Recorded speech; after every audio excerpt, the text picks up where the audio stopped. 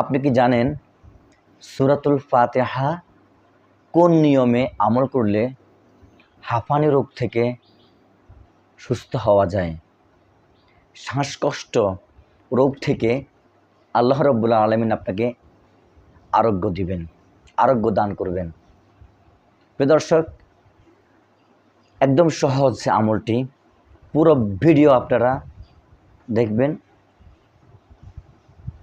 তাহলে ইনশাআল্লাহ আপনারা বিষয়টি একদম সহজে বুঝে যাবেন। ভিডিও লম্বা হবে না, দেখুন। কোনো ব্যক্তি যদি হাঁপানি রোগ থাকে, শ্বাসকষ্ট রোগ থাকে, অনেক টাকা পয়সা খরচ করেছে, কিন্তু এ থেকে সে রক্ষা পাচ্ছে না। অনেকে আমাদেরকে বলে, হুজুর দোয়া করবেন, সমস্যার মধ্যে আছে, এ সমস্যার মধ্যে আছে। তো আপনাদেরকে সূরাত ফাতিহার যে আমলটি আপনাদেরকে বলবো, তার আগে কিছু কথা না বললেই নয়, ভিডিওটা শেষ পর্যন্ত দেখুন। সূরাতুল ফাতিহা হচ্ছে মানব জাতির জন্য এটা শেফা। সূরাতুল ফাতিহার কয়েকটি ফজিলত সম্পর্কে আমরা একটু জেনে নিই, তারপরে বিষয় আমরা বলতেছি। তাহলে আপনাদের জন্য আরও ক্লিয়ার হয়ে যাবে সূরাতুল ফাতিহার কত গুরুত্বপূর্ণ একটি আমল। এই সূরাতুল ফাতিহা আমরা সকলেই জানি, আর এই সূরাতুল ফাতিহা ছাড়া নামাজই হয় না। এই সূরাতুল ফাতিহা যদি কোনো ব্যক্তি ৪১ বার পড়ে, ৪১ বার পরে পানির মধ্যে দম করে অর্থাৎ ফু দেয়, সে পানি পান করলে আল্লাহ রাব্বুল আলামিন তাকে বিভিন্ন ধরনের রোগ থেকে তাকে আরোগ্য দান করবেন, সে আরোগ্য লাভ করবে। কারণ এই যে সূরাতুল ফাতিহা আয়াতুশ শিফা, এই সূরাতুল ফাতিহাকে বলা হয় আবার আয়াতুশ শিফা। সূরাতুল ফাতিহা আয়াতুশ শিফা বলা হয়।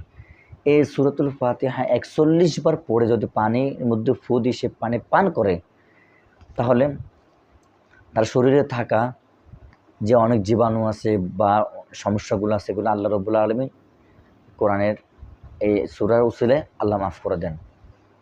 অনেক রোগ থেকে তাকে হেফাজত করেন। আরও অনেক বিষয় আছে, আপনারা সূরাতুল ফাতিহার বিষয়ে আরও আলোচনা আছে, আপনারা আমাদের চ্যানেলে দেখতে পারেন, কয়েকটা ভিডিও আছে।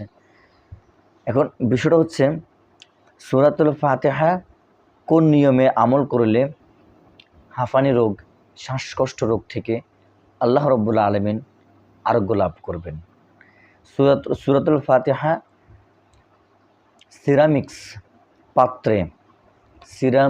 পাত্রে জাফরান ধারা